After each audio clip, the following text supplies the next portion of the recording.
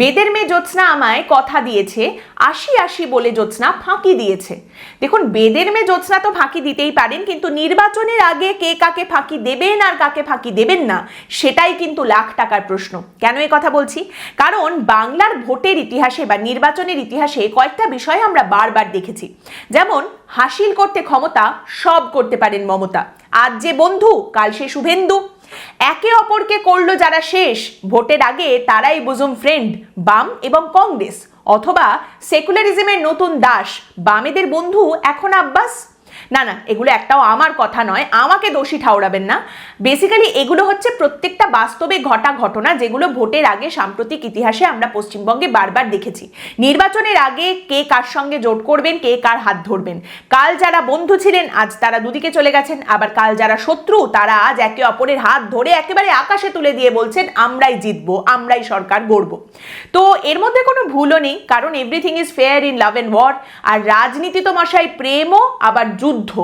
তো আমরা আজকের পর্বে যেটা করার চেষ্টা করছি সেটা হচ্ছে ফেব্রুয়ারির একদমই শুরুর দিকে আজকের দিনে আমরা একটা লাইন টানছি যে আজ পর্যন্ত বিভিন্ন রাজনৈতিক দল যারা পশ্চিমবঙ্গের নির্বাচনে অগ্রণী ভূমিকা পালন করে তাদের বিভিন্ন জোট সম্পর্কে কি অবস্থান রয়েছে।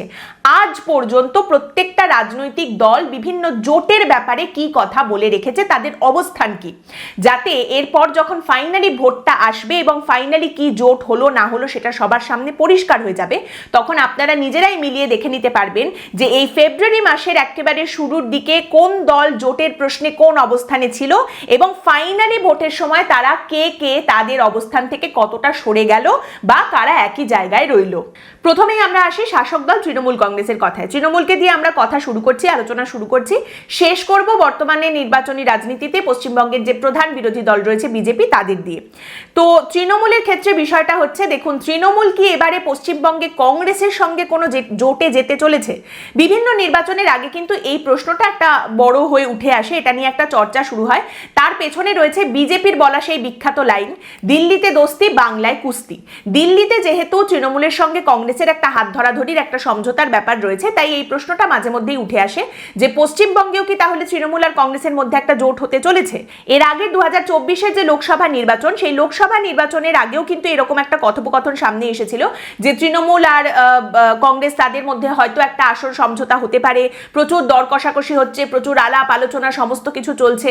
এবং সেই সময় প্রশ্ন উঠে এসেছিল যে অধীর রঞ্জন চৌধুরী যেখানে এর আগের বিধানসভা নির্বাচনে বামেদের সঙ্গে হাত ধরে লড়াই করেছে, সেখানে এখন লোকসভা নির্বাচনের মুখে কি তারা কংগ্রেস গিয়ে তৃণমূলের হাত ধরবে বা তৃণমূলের সঙ্গে জোট হবে? তো সেই নিয়ে প্রচুর দর কষাকষি আলোচনা হচ্ছে, এরকম একটা খবর সামনে আসে, কিন্তু ফাইনালি জানা যায় যে এরকম কিছুই হচ্ছে না। তৃণমূলের সঙ্গে কংগ্রেসের কোনো আসন সমঝোতা হচ্ছে না, আসন ভাগাভাগির প্রশ্নে তারা কোনো ফাইনাল ডিসিশনেও পৌঁছাতে পারেনি, অতএব কেউ কারোর সঙ্গে জোট করছেন না, একা একাই সমস্ত লড়াইটা হবে। এবং তারপরে ফলাফল বেরোনোর পরে আমরা দেখতে পাই অধীর রঞ্জন চৌধুরীর লোকসভার যে একটা আসন ছিল কংগ্রেসের এখানে, সেই আসনটা তিনি হারিয়েছেন, তিনি পরাজিত হয়েছেন। তো তৃণমূল আর কংগ্রেস তারা কি আদৌ জোটে যাবেন, এই প্রশ্নে বরাবরই এই একজন মানুষ যার মুখে কিন্তু নিম পাতাই থেকে গেছে। এবারেও অবশ্যই বিধানসভা নির্বাচনের আগে এই সমস্ত নিয়ে প্রশ্ন নানা জায়গায় অল্প অল্প করে উঠছিল, একটু একটু করে গুঞ্জন উঠছিল, কিন্তু সেখানেই এটার একদম পরিষ্কার উত্তর দিয়ে দেন মমতা বন্দ্যোপাধ্যায়। দিল্লিতে তিনি যে সাংবাদিক বৈঠক করেছিলেন সেখানে সাংবাদিক যখন তাকে প্রশ্ন করেন যে আপনারা কি পশ্চিমবঙ্গে কংগ্রেসের সঙ্গে হাত ধরে কংগ্রেসের সঙ্গে জোট করে নির্বাচনে লড়াই করতে চলেছেন, মমতা বন্দ্যোপাধ্যায় পরিষ্কার জানিয়ে দেন আমরা একাই লড়ি, একাই লড়বো। অর্থাৎ তৃণমূল কংগ্রেস এবং কংগ্রেসের মধ্যে কোনো জোট পশ্চিমবঙ্গে হচ্ছে না। এইবার তাহলে প্রশ্ন উঠে আসে, তাহলে কি আবার আমরা বাম কংগ্রেস জোট দেখতে পাবো পশ্চিমবঙ্গে? এই প্রশ্ন যখন উঠে আসে, মোহাম্মদ সেলিম তিনি বলেন যে দেখুন, অধীর রঞ্জন চৌধুরী যখন কংগ্রেসের রাজ্য সভাপতি ছিলেন পশ্চিমবঙ্গে তখন বামেদের সঙ্গে জোট হয়েছিল, কিন্তু বর্তমানে যিনি প্রদেশ কংগ্রেসের সভাপতি রয়েছেন শুভঙ্কর সরকার, তার তো তৃণমূলের প্রতি দরদ অনেক বেশি, তিনি নিজে একা কোনো সিদ্ধান্ত নিতেও পারেন না, এআইসিসির অপেক্ষায় বসে থাকেন, এআইসিসির দিকে তাকিয়ে বসে থাকেন। এবার এই নিয়ে ফাইনালি কংগ্রেসের তরফ থেকে জানিয়ে দেওয়া হয়েছে যে কেন্দ্রীয় কংগ্রেসের সঙ্গে রাজ্য কংগ্রেসের সমস্ত আলাপ আলোচনা হয়ে গেছে, কোনো জোট হচ্ছে না, বামেদের সঙ্গে কিন্তু কংগ্রেসের জোট হচ্ছে না, কংগ্রেস একাই লড়াই করবে, নির্বাচনে একাই দাঁড়াবে। পশ্চিমবঙ্গে কংগ্রেসের দায়িত্বপ্রাপ্ত নেতা গুলাম আহমেদ মীর আগেই জানিয়েছিলেন যে বিধানসভা নির্বাচনকে সামনে রেখে কংগ্রেসের সাংগঠনিক এবং রাজনৈতিক কৌশল কি হতে চলেছে সেই নিয়ে বিস্তারিত আলাপ আলোচনা হয়েছে। এবং তিনি যে কথাটা বলেছিলেন একদম কোট আনকোট তিনি বলেছিলেন, অতীতের জোট রাজনীতিতে কংগ্রেসের কর্মীরা হতাশ হয়েছেন, তাই কোনো রকম জোট বামেদের সঙ্গে হচ্ছে না, কংগ্রেস একা লড়বে। এবার যখন এই সিদ্ধান্ত সামনে এলো যে কংগ্রেস বামেদের সঙ্গে কোনো জোট করবে না, তখনই হাইকমান্ডের থেকে কিন্তু এই প্রশ্নটা উঠে এসেছিল যে তাহলে পশ্চিমবঙ্গের তৃণমূলের সঙ্গে কংগ্রেসের জোট হওয়ার কোনো সম্ভাবনা কি দেখতে পাওয়া যাচ্ছে, সেটা কি হতে পারে। তারপর যখন দেখা যায় যে তৃণমূল কংগ্রেসও এটা পরিষ্কার করে দিয়েছে, আমরা একাই লড়বো, আমরা একাই চলবো, একাই লড়ি। কংগ্রেসের তরফ থেকেও জানিয়ে দেওয়া হয়েছে যে না, কারুর দরকার নেই, বামেদের সঙ্গেও আমাদের কোনো জোট হচ্ছে না, তৃণমূলের সঙ্গেও জোট হচ্ছে না, আমরাও পশ্চিমবঙ্গে একাই লড়বো। তাহলে কংগ্রেসের বিষয়টা হচ্ছে যে ফলাফল যাই আসুক না কেন অঙ্কটা সোজা, কিন্তু অন্যদিকে আরেকটা অঙ্ক যেটা সময়ের সঙ্গে সঙ্গে ক্রমাগত আরো কঠিন হয়ে চলেছে, সেটা হচ্ছে বামেদের জোটের অঙ্ক। বামফ্রন্টের কথায় আমরা আসি। বামফ্রন্টের মধ্যে সিপিএম হচ্ছে সব থেকে বড় তাদের শরিক দল, কিন্তু সবকটা শরিক দলকে একসঙ্গে নিয়ে সমষ্টিগতভাবেই বামফ্রন্টকে এগোতে হয়। এর আগে আমরা দেখেছি 2021-এর নির্বাচনের সময় যখন বামেরা আইএসএফ আব্বাস সিদ্দিকীর হাত ধরে জোট করেছিলেন, তখন অনেক জায়গা থেকেই অনেকে প্রচন্ড বিস্ময় প্রকাশ করেছিলেন, অনেকেই অবাক হয়ে গিয়েছিলেন, অনেক প্রশ্ন তুলেছিলেন, অনেক অভিযোগও করা হয়েছিল, কিন্তু সেগুলোকে নিজেদের মতো যুক্তি দিয়ে তারা একদম ধার পাশে সরিয়ে রেখে দিয়েছেন এবং অদ্ভুত অদ্ভুত সমস্ত গাজওয়ারি যুক্তি, গাজওয়ারি জবাবদিহি খাড়া করা হয়েছিল সেই সময়। এবং সেই সময় যেটা বামেদের আশা ছিল সেটা হচ্ছে মুসলিম ভোট পশ্চিমবঙ্গে, যেটা বামেদের একেবারেই হাতছাড়া হয়ে গেছে, বামেদের দিকে মোটে ঘেঁষে না, সেইটা হয়তো এই আব্বাস সিদ্দিকী এবং আইএসএফ এর সঙ্গে জোট করার ফলে আবার বামেদের দিকে আসবে এবং তার ফলে একটা ভালো ফলাফল দেখতে পাওয়া যাবে। কিন্তু ভোটের পরে অবশ্যই সেটা দেখতে পাওয়া যায়নি, মুখ থুবড়ে পড়ে এই জোট। এবং অবশ্যই এই জোট মুখ থুবড়ে পড়ার পর বামেরাও তখন স্বীকার করে নেয় যে এটা একটা ভুল ছিল। সেই ঐতিহাসিক ভুলের যে মুকুট, সেই মুকুটে আরো একটা পালক যুক্ত হয়েছিল। এবং বর্তমানে বাম কংগ্রেসের জোটে যে পচন ধরেছে পশ্চিমবঙ্গে, তার একটা শাখা কিন্তু ওইখান থেকেও বেরিয়ে আসে। দেখুন, এখানে কেউ দুধে দেওয়া তুলসী পাতা নয়, প্রত্যেকে নিজের নিজের যুক্তিতে একেবারে অটুট। অন্যদিকে আইএসএফ এর কথায় যদি আপনি আসেন, বামেদের সঙ্গে আইএসএফ এর জোট হয়েছিল, সেখান থেকে আইএসএফ একটি মাত্র বিধায়ক আনতে পেরেছিল। বামেদের কোনো বিধায়ক কেউ জেতেননি, কোনো ক্যান্ডিডেট জেতেননি, কিন্তু আইএসএফ এর বিধায়ক হয়েছিলেন নওশাদ সিদ্দিকী।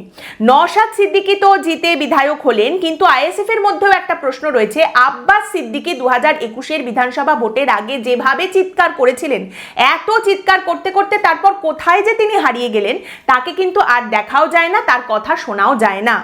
নওশাদ সিদ্দিকী একা যেভাবে লড়ছেন, ভাঙড়ের মাটি যেভাবে কামড়ে পড়ে রয়েছেন, এবং শাসক দলের জোড়া ধাক্কা আরাবুল ইসলাম এবং শওকত মোল্লাকে যেভাবে ঠেকিয়ে আসছেন, সেটা অবশ্যই বাংলার রাজনীতিতে দেখার মতো। জানা যাচ্ছে এবারেও আইএসএফ এর তরফ থেকে কিন্তু বামেদের কাছে চিঠি পাঠানো হয়েছে যে তারা আসন সমঝোতায় রাজি রয়েছে, তারা আলোচনায় বসতে চায়, জোট করতে চায়। এখন সেটা কতদূর কি এগোবে সেটা দেখার বিষয়। কিন্তু এই যে বললাম, আইএসএফ এর একা লড়ার ক্ষমতা নেই, তাদের হাত ধরতে হবে। কার হাত আইএসএফ ধরবে এটাও একটা বড় প্রশ্ন, বামেদের হাত নাকি হুমায়ুন কবিরের জনতা উন্নয়ন পার্টির হাত। এবার এই হুমায়ুন কবিরের জনতা উন্নয়ন পার্টির কথা যদি বলতে হয়, তাহলে কিছুদিন আগে একটা বিস্ফোরণের মতো এই খবর সামনে উঠে আসে পশ্চিমবঙ্গের রাজনৈতিক মঞ্চে যে সিপিআইএম এর মোহাম্মদ সেলিম তিনি হুমায়ুন কবিরের সঙ্গে দেখা করে একান্তে বৈঠক করেছেন। এবারে বৈঠক থেকে বেরিয়ে মোহাম্মদ সেলিম বলেন যে এই তো কথা বলতে এসেছিলাম, মন বুঝতে এসেছিলাম। এবার মন বুঝে কি হবে? মন বোঝা বড় দায়, বেশি মন বুঝতে গেলে মন চুরিও হয়ে যেতে পারে। এবার এই যে হুমায়ুন কবিরের সঙ্গে মোহাম্মদ সেলিম বৈঠক করেছেন বা দেখা করেছেন, মন বুঝতে চেয়েছেন, এই বিষয়টা কিন্তু বামফ্রন্টে সিপিআইএম এর যে অন্যান্য শরিক দলগুলি রয়েছে তাদেরও অনেকেরই খুব একটা পছন্দ হয়নি। ফরওয়ার্ড ব্লকের রাজ্য সম্পাদক নরেন চট্টোপাধ্যায় বলেন যে আমরা বামফ্রন্টগতভাবে লড়তে চাই, মানুষ বামফ্রন্টকে বিশ্বাস করেন, আমাদের কথা পরিষ্কার, আমাদের পথ পরিষ্কার। বামফ্রন্টের সঙ্গে আইএসএফ এর জোট হয় কিনা এটা একটা বড় প্রশ্ন, নাকি দেখা যায় যে বামফ্রন্টও পশ্চিমবঙ্গে কংগ্রেসের মতোই ঠিক করে যে তারাও এখানে একাই লড়বে। এর আগের ভোটে 2021-এর বিধানসভা নির্বাচনে আব্বাস সিদ্দিকী বলেছিলেন তিনি কিংমেকার হবেন, এবার সেই রকম হুঙ্কার ছাড়ছেন হুমায়ুন কবির।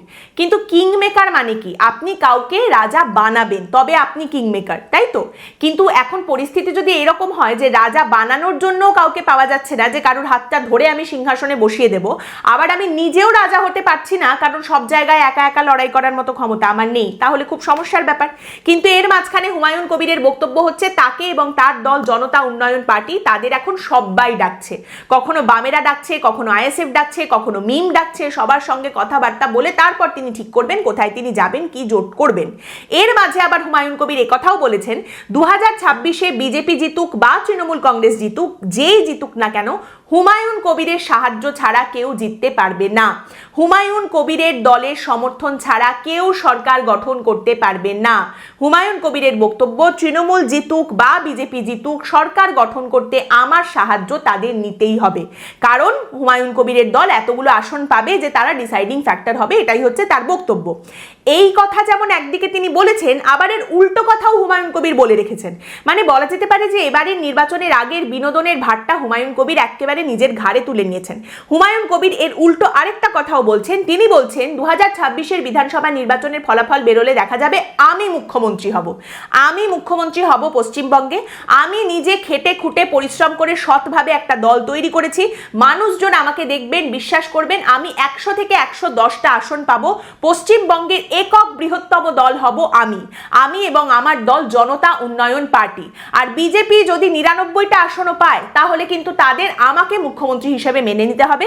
এবার মুখ্যমন্ত্রী হওয়ার জন্য বিজেপির সমর্থন নিতে আমার কোনো অসুবিধা নেই, এইটা বলছেন হুমায়ুন কবির। দেখুন, বিশেষ করে বামেরা, কংগ্রেস এবং তার সঙ্গে এখন নতুন দল যেগুলো হয়েছে আইএসএফ, তুলনামূলক নতুন দল, এবং একদম নতুন দল যেটা সেটা হলো জেইউপি বা জনতা উন্নয়ন পার্টি হুমায়ুন কবিরের, প্রত্যেকেরই একটা অভিযোগ থাকে যে বাইনারি তৈরি করা হচ্ছে পশ্চিমবঙ্গে, খালি দুটো রাজনৈতিক দলকে নিয়ে কথা বলা হয়, কেন বাকিরা কি নেই, বাকিদের কি দেখতে পাওয়া যায় না, এই একটা আক্রোশ তাদের রয়েছে। বেশ কিছু সময় এটা একেবারে একটা গালাগালির পর্যায়েও চলে যায়। কিন্তু ব্যাপারটা হচ্ছে পশ্চিমবঙ্গে আপনি যদি নির্বাচনের ফলাফলের নিরিখে দেখেন তাহলে শাসক দল হচ্ছে তৃণমূল কংগ্রেস, প্রধান বিরোধী দল হচ্ছে বিজেপি, লোকসভার বিচারে কংগ্রেসের কিছুটা তবু জায়গা রয়েছে, আর বিধানসভায় দেখতে গেলে আইএসএফ এর একটা জায়গা রয়েছে। কিন্তু এখানে আমরা যেটা বারবার বলছি, নির্বাচনের নিরিখে মানুষ বেছে নিয়েছেন পশ্চিমবঙ্গের মানুষের জন্য, তারা যেটা বেছে নিয়েছেন শাসক দল তৃণমূল কংগ্রেস, প্রধান বিরোধী দল বিজেপি। আর আসন্ন বিধানসভা নির্বাচনে দেখা যাচ্ছে এই দুজনেই কিন্তু একাই লড়তে রাজি, তারা একাই লড়বেন এই কথা সামনে রাখছেন। একদম প্রথমেই যে কথাটা আপনাদের বললাম, তৃণমূল কংগ্রেসের তরফ থেকে মমতা বন্দ্যোপাধ্যায় বলে দিয়েছেন আমরা একাই লড়ি, একাই লড়বো। বিজেপিরও কিন্তু সেটাই বক্তব্য পশ্চিমবঙ্গে যে আমরা একাই লড়বো। এবার শুভেন্দু অধিকারী, শ্রমিক ভট্টাচার্য নানা রকম সমীকরণের কথা বারবার সামনে রেখেছেন। এখন যেটা তাদের বক্তব্য এই নির্বাচনকে সামনে রেখে, যে কথাটা সাম্প্রতিক তারা বলে চলেছেন বারবার, সেটা হচ্ছে এসআইআর হবে, সমস্ত ভুয়ো ভোটারদের নাম, অনুপ্রবেশকারী রোহিঙ্গা সবার নাম বাদ চলে যাবে, তারপরে সমস্ত হিন্দু ভোট একত্রিত হয়ে যাবে এবং সেই সমস্ত ভোট বিজেপির কাছে আসবে, এমনটাই তারা আশা করছেন। কয়েক পার্সেন্টের পার্থক্য রয়েছে তৃণমূলের সঙ্গে এবং এভাবেই তারা গোটা পার্থক্যটা কিন্তু কভার করে ওপরে চলে যেতে পারবেন এবং বিজেপি এভাবেই ক্ষমতায় চলে আসবে। এমনকি শ্রমিক ভট্টাচার্য কথাও বলেছেন, বিজেপির তরফ থেকে এই বার্তাও শোনা গেছে যে অন্যান্য রাজনৈতিক দলের মধ্যে যে হিন্দু সমর্থক বা ভোটাররা রয়েছেন তাদেরও এখন উচিত নিজেদের ঝান্ডা নামিয়ে রেখে বিজেপিকে ভোট দেওয়া, তারপর মমতা বন্দ্যোপাধ্যায়কে সরানোর পরে তারা নিজেদের পতাকা আবার তুলে নিতে পারেন, নিজেদের মতো লড়াই করতে পারেন। এবারের নির্বাচনে অনেক আসন এরকম থাকবে যেখানে জয়ী প্রার্থী এবং দ্বিতীয় স্থানে যিনি রয়েছেন, যিনি হেরে গেলেন, তাদের মধ্যে ভোটের পার্থক্যটা হয়তো হাজারের ঘরে থাকবে, এতটাই কাছাকাছি লড়াই হতে চলেছে প্রচুর আসনে। এবং এই হাজারের ঘরের সংখ্যাটা ঠিক করে দেবে কে শেষ হাসিটা হাসবে আর কে হেরে গিয়ে দোষারোপ করবে।